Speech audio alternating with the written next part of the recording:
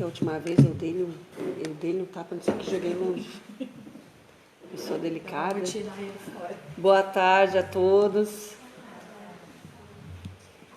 Sejam todos bem-vindos, sintam-se acolhidos nesta casa. Eu também me considero uma trabalhadora dessa casa aqui, considero da equipe, sou da família e todos nós, né? De uma certa maneira estamos aqui, ninguém está aqui por acaso. Estamos aqui buscando a famosa reforma íntima, né? E como essa reforma íntima é difícil. E nós cobramos tanto essa reforma, né?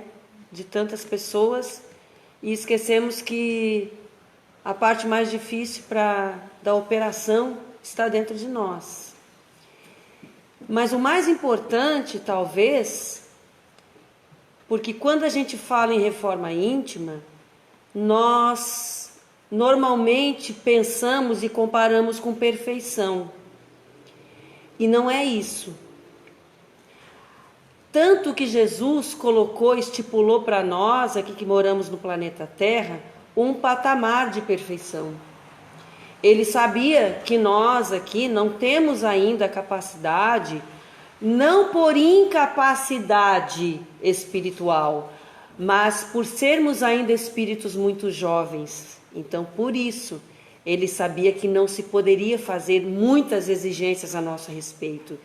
Então, por conta disso, ele estabeleceu um patamar de perfeição que nós poderíamos alcançar ainda aqui no planeta Terra, já aqui, que é amar os nossos inimigos. Fazer o bem ao que nos fazem mal. Retribuir sempre o mal com o bem. E orar por todos aqueles que nos perseguirem, por todos aqueles que nos desejarem o mal, por aqueles que nos caluniarem. Então esse é o patamar de perfeição, que obviamente não é uma perfeição espiritual, porque o próprio Evangelho ele classifica a humanidade em 3 categorias. Aquelas pessoas que pensam no mal e se comprazem nele, ou seja, a pessoa trama o mal, faz o mal, executa e acha que está muito bom, que está bom assim. A segunda categoria é das pessoas que pensam no mal, mas já não praticam. Ou seja, aquelas pessoas cujos pensamentos ainda estão sendo educados, né? E quantas vezes nós nos vemos nessa condição? Da pessoa que muitas vezes nós, quando somos agredidos, quando nós nos sentimos, né, ofendidos, nós às vezes nos pegamos pensando mal das pessoas, pensando mal da criatura, às vezes até tramando alguma coisa. Quando encontrar a pessoa, nós já, felizmente, aquela parte da agressão física nós já superamos. Mas nós ainda somos muito das imperfeições morais. Então, às vezes, nós ficamos, quando encontrar a pessoa eu vou dizer isso, aquilo, outro, às vezes planejando um encontro que a gente nem sabe se vai acontecer. Nem sabe quando vai acontecer.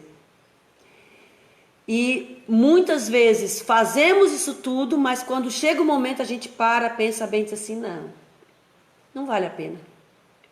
É igual aquela pessoa que começa a responder uma coisa, né? E daqui a pouco ela vai lá, apaga e diz assim, deixa pra lá, melhor não. E a terceira categoria é daquelas pessoas que não fazem mais o mal porque não pensam mais no mal. E que categoria nós estamos? Então, obviamente, que a perfeição seria daquelas pessoas que não pensam mais o mal. Não é que não veem o mal. Entendam? Uma coisa não significa ignorar o mal. A gente sabe que o mal existe. Os nossos amigos espirituais, que são superiores a nós, eles sabem que o mal existe. Eles estão olhando para a nossa realidade, estão vendo o mal se descortinando. Mas eles não se deixam levar por isso. Eles não se afeiçoam à ideia do mal. Eles olham o mal e eles pensam, eles utilizam isso em como eles vão agora criar projetos para que aquele mal não ocorra mais. Essa é a diferença. Então não é ignorar o mal, não é não se indignar com o mal, não é nos tornarmos insensíveis ao mal, não. É olharmos para o mal como uma medida de transformar a humanidade para que ele não ocorra mais. Ou seja, usar o mal como uma medida educativa. É isso. Mas a maioria de nós não chegou nisso ainda. Então, por isso que a reforma íntima, ela é tão importante. E a reforma íntima não é ser perfeito. Para nós nos reformarmos moralmente, é um esforço muito grande. Se nós pensarmos em nós como espíritos e a nossa idade como espíritos, nós poderemos pensar que entre nós aqui presentes, aquele que seja o mais novinho, digamos assim, tem pelo menos milhares de encarnações já na sua história. Então não vamos pensar que é simples. Mudar hábitos é muito difícil, porque mudar hábitos depende de mudar padrões de pensamento. E como é que estão os nossos pensamentos? Normalmente tem gente que usa aquele ditado que diz assim: dize-me com quem tu andas que eu te digo quem tu és, não é isso? Isso é bem famoso, né?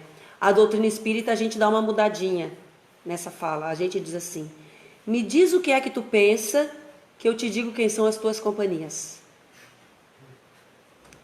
Porque dependendo do teor do nosso pensamento, nós tanto podemos dizer quem são as companhias físicas, materiais com as quais nós nos afinizamos, e quem são as nossas companhias espirituais, quem são as criaturas que nós atraímos. Porque no plano material, a regra da matéria é que os opostos se atraem, não é isso? Mas espiritualmente os iguais é que se atraem. Então o teor do nosso pensamento é determinante para que nós possamos estabelecer o tipo de companhia que nós estamos atraindo e o tipo de vínculo que nós estamos criando, estabelecendo através dessas companhias. Então imaginemos que às vezes nós estamos criando amizades no plano físico mesmo. E quando nós vamos desenvolver essas amizades, esses dias uma pessoa falou uma coisa assim engraçada. Assim, Roberta, eu gosto de ouvir quando tu fala, porque tu fala exatamente o que eu penso. Ok? Mas aquilo me fez pensar, porque a gente tudo usa para aprendizado. Assim, gente, será que quem não concorda comigo, será que está gostando do que eu falo? Será que está gostando de ouvir? Né? Porque às vezes até uma verdade que seja dita, dependendo de como ela é dita, ela pode não agradar. Não é? Nós, quantas verdades nós já tivemos que ouvir e engolimos porque tivemos que engolir, mas não saímos muito satisfeitos. Né? Mas nesse caso, o que eu pensei e a lição que eu procurei buscar é: será que quando uma pessoa fala algo que me agrada, será que é a pessoa que está me agradando ou sou eu que me agrado? Porque a pessoa está dizendo o que eu penso.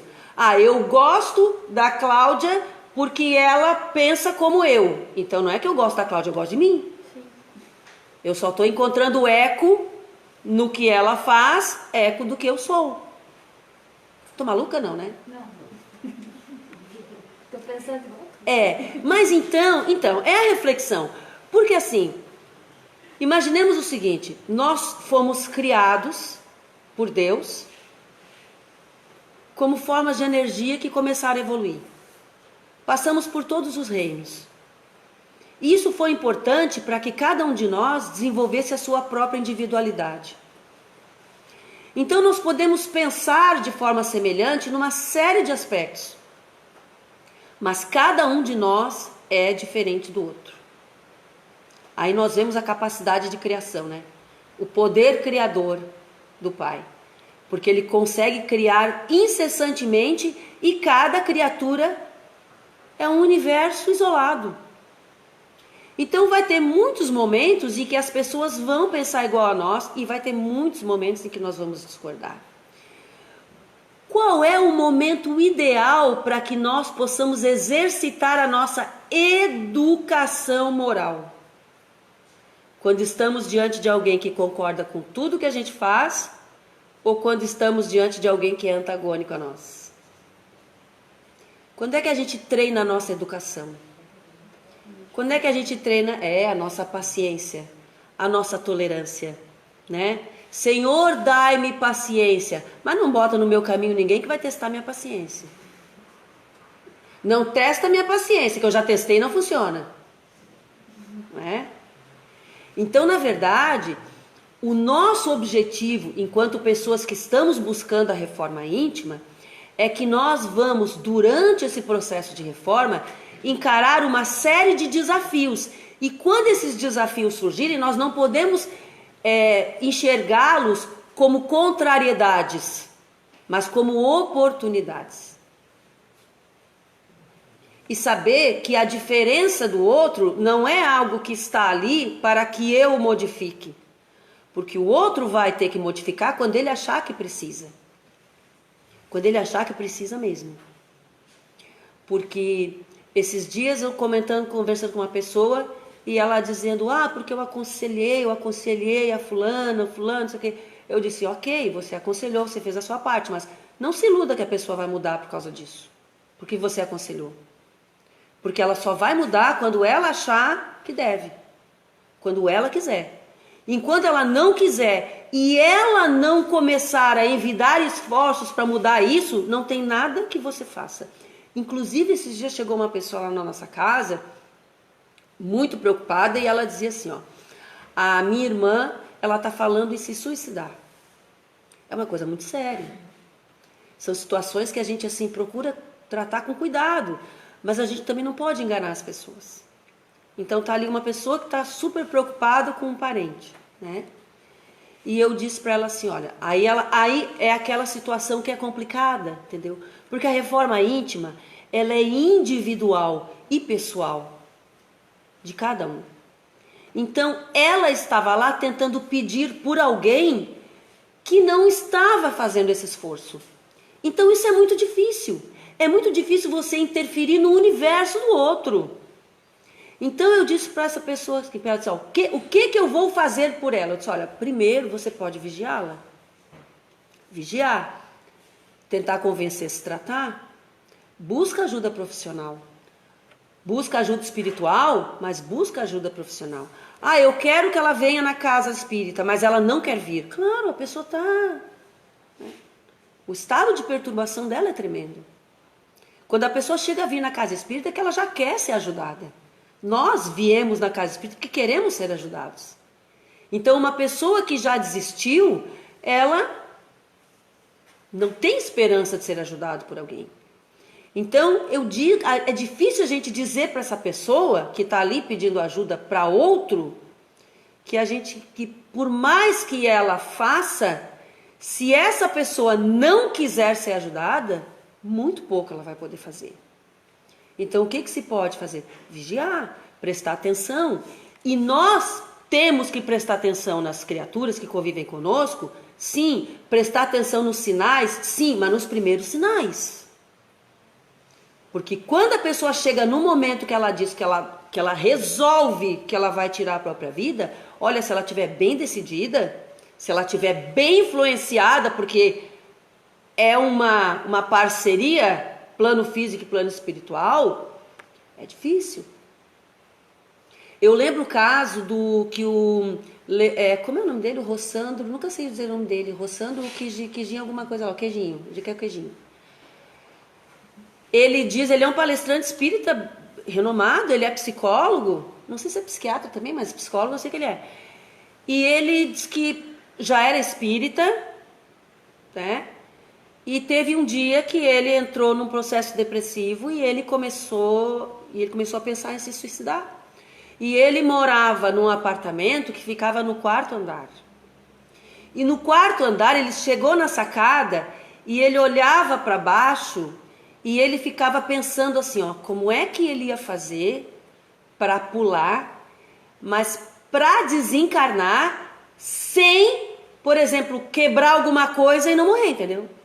Então ele ficava pensando ali, como não, se eu cair, se eu me jogar assim, eu posso cair de outra forma, quebrar um monte de coisa e não morrer. Então ele ficou, vários dias ele ia para aquela sacada e ele ficava ali tramando aquele suicídio e ele só não se suicidou, porque às vezes a gente diz assim, o suicida não vai se matar porque sabe que não adianta. Olha, vê como não é tão simples assim, né? Vê como não é tão simples. Então ele disse que ficava assim, olhando para aquilo e realmente ele só não se suicidou porque ele não tinha convicção de que se pulasse ia morrer. Depois daquilo, um tempo depois, ele num trabalho de intercâmbio mediúnico, já na casa espírita, ele não falou aquilo para ninguém, ele não comentou aquilo com ninguém. E num dia depois ele foi se equilibrando, voltou para a casa espírita e num desses trabalhos de intercâmbio mediúnico, uma entidade se manifesta e diz assim, olha, aqueles momentos lá naquela sacada, você deu trabalho para nós. Você nos deu muito trabalho. E ele gelou quando ele ouviu aquilo, né? Porque veja que um espírita tem horas que esquece que tem essas companhias ao nosso redor e que estão ali, né? Se tem um tentando nos convencer a fazer a bobagem, mas tem uma turma ali tentando nos ajudar, nos amparar. E ele, quando ouviu aquilo, ele ficou realmente com grande pesar. Espírita. Então pensemos assim, será que é tão fácil? Não, não é fácil. Para ninguém. Mas de qualquer maneira, a reforma íntima que a doutrina fala, ela na verdade, ela fala de esforço. Esforço. Porque até aqueles que estão pensando em se suicidar, eles estão tentando ficar melhores. Só que eles estão equivocados. Mas a expectativa deles é melhorar. A expectativa deles é acabar com uma dor que não vai se acabar com o desencarne. Não vai. Por quê? Porque mata o corpo e o espírito continua. Segue em frente. E ainda com um problema ainda pior do que o que ele já tinha, que ele vai arrumar. Porque ele cria, naquele momento, um cenário do qual ele não consegue fugir. Então eu gosto sempre de lembrar da história do André Luiz, que o André Luiz, ele ficou 8 anos terrestres no umbral. Ficou 8 anos terrestres, é importante dizer terrestres, porque eles usam esse termo, essa medida de tempo, para que nós tenhamos mais ou menos uma noção. Por quê? Porque no plano espiritual não há noção de tempo. No plano espiritual o tempo não se processa da maneira como se processa aqui para nós. Então, para que a gente pudesse ter mais ou menos uma ideia, ele narrou que ficou 8 anos terrestres. E lá ele dizia assim, que ele, naquele momento que ele olhou para aquelas criaturas maltrapilhas, rotas, sujas, e ele mesmo sentindo fome, sentindo sede, sentindo todas as impressões da matéria, e eles vinham e acusavam-no de suicida, seu suicida, tal. E ele dizia, mas eu não me suicidei. E aí mas aí depois, eu li aquela passagem muitas vezes, aquilo de alguma forma me impressionava e eu não sabia por quê. Até que um dia eu pensei assim, peraí, André Luiz, até onde a gente imagina, ele foi um suicídio indireto, né? Porque ele desencarnou de sífilis, né? Que ele contraiu fora do casamento. Ele comia demais, bebia demais, tudo em excesso, vida desregrada. Ou seja, ele reduziu o seu tempo de vida, né, física. Então, ok, suicídio indireto, tudo bem. Mas espera aí, ele lá, nesse lugar que ele estava, por que aquelas criaturas lá estavam acusando a ele de ser suicida? Não era o Vale dos Suicidas? Lá todo mundo lá não era suicida? Então por que eles estavam chamando ele de suicida?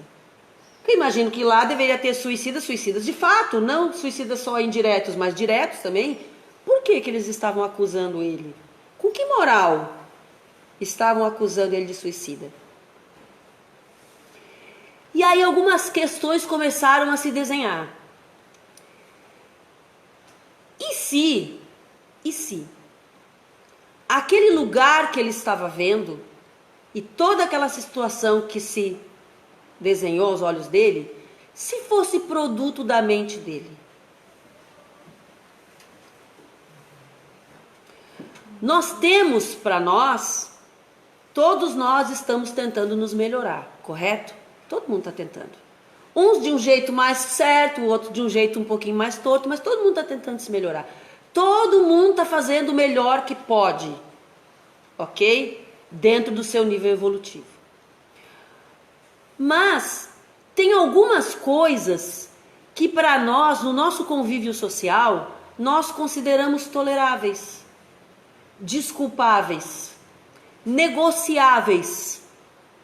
Até a gente pode fazer vista grossa, né? Ninguém viu, é só hoje. Isso aqui eu tô fazendo só para mim. Não tô prejudicando ninguém, tô prejudicando só a mim. Coisas que nós, no nosso consciente, nós desculpamos, não é perdoamos não, mas nós desculpamos. Mas são coisas que o nosso inconsciente não perdoa. Então estamos fazendo coisas que, por exemplo, sei lá, passou um sinal de trânsito, atravessou um sinal que não era para atravessar. Mas não tinha ninguém, sabe? Não tinha ninguém vindo, não tinha nem câmera. Ninguém viu. Ok. O consciente arrumou uma desculpa para a minha infração. Não tinha ninguém, não vinha vindo ninguém. Ok. Mas o inconsciente guardou aquilo.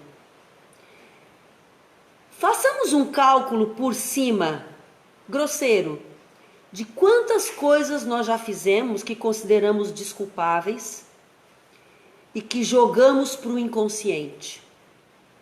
Vamos fazer um cálculo mais ou menos numa vida de 50 anos?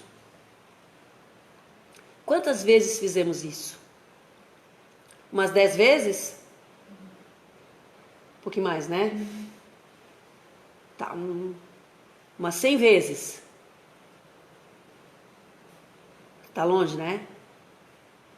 É na casa dos milhares. Todos esses dados estão sendo acumulados no inconsciente.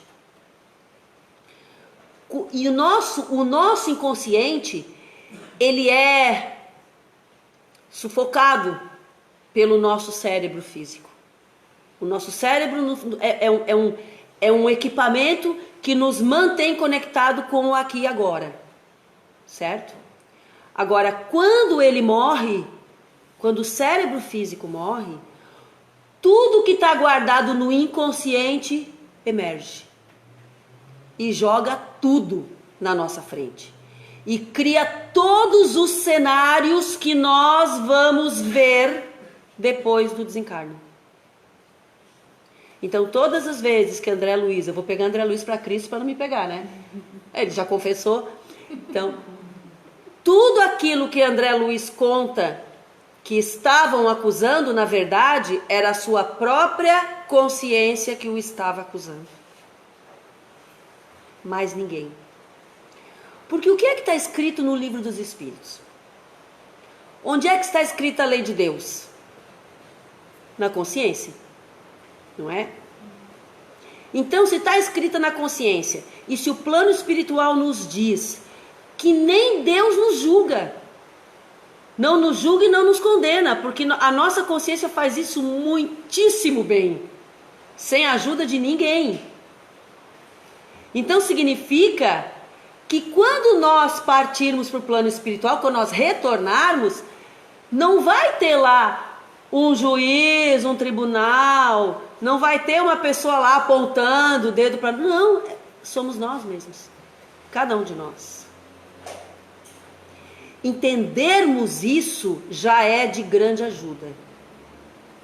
Entender que somos nós quem criamos este cenário, que criamos esse julgamento e que criamos as condenações futuras também, porque não é uma equipe do plano espiritual que diz assim, ó, agora na próxima vida, Roberto vai passar por isso, isso. Não, eu peço. Eu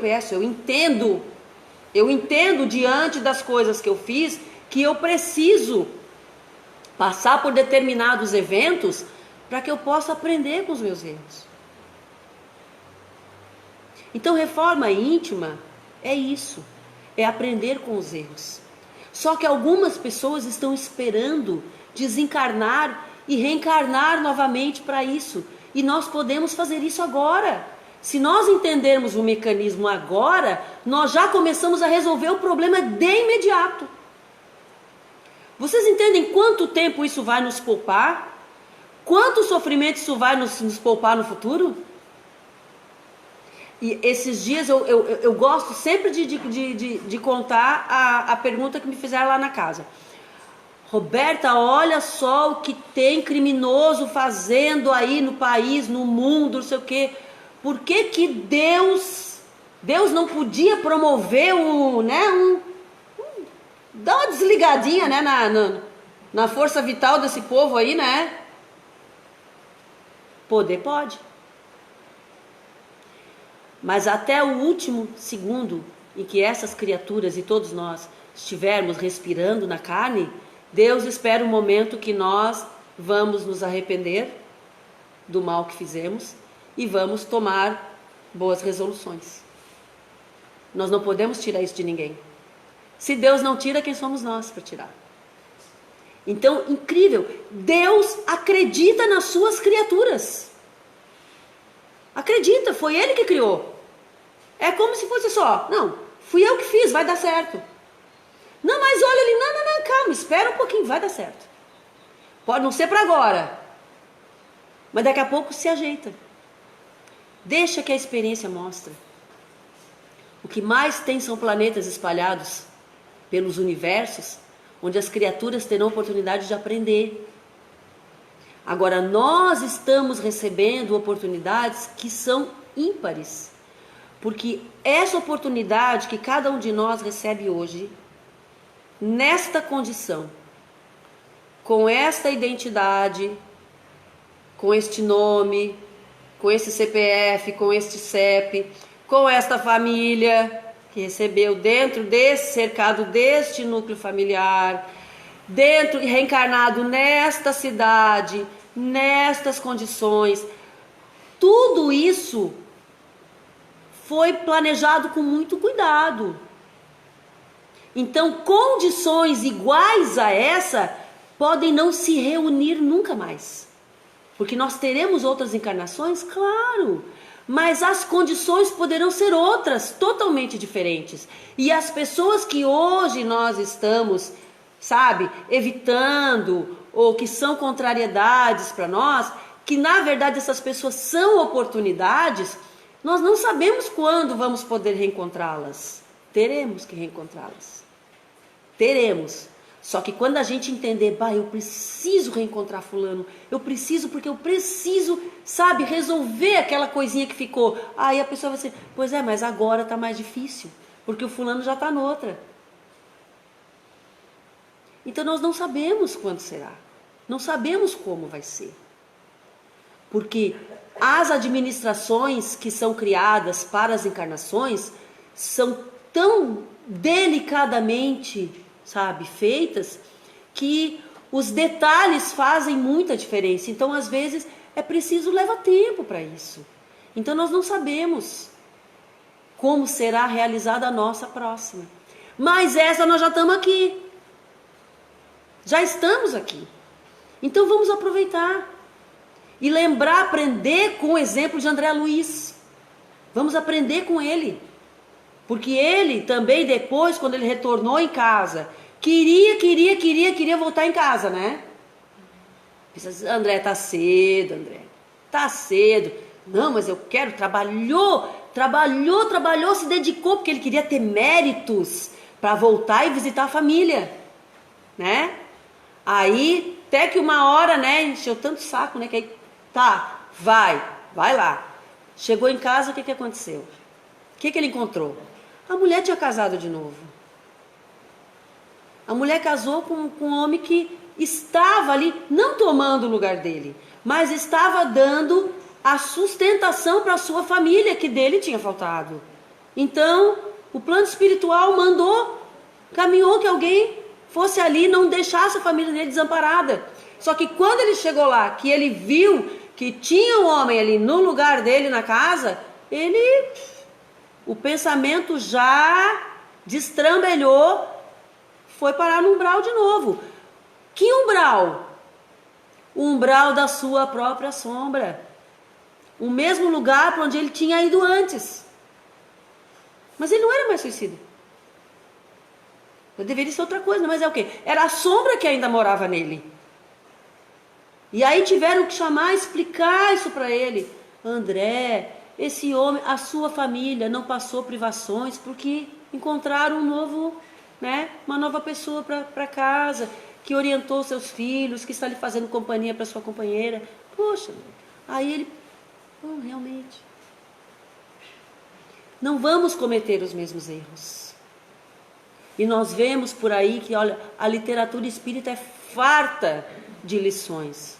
Farta de lições. E nós temos também as nossas próprias lições. Mas vai depender muito de cada um de nós. Eu quero agradecer a paciência de vocês, terem me ouvido. Rogo a Deus e a Jesus, a todo o plano maior, que nos abençoe a todos, nos proteja, nos iluminem. Que essas bênçãos se estendam a todos aqueles que a nossa mente consegue alcançar. Todos aqueles que estiverem ligados a nós, direta ou indiretamente, que sejam abençoados nesse momento.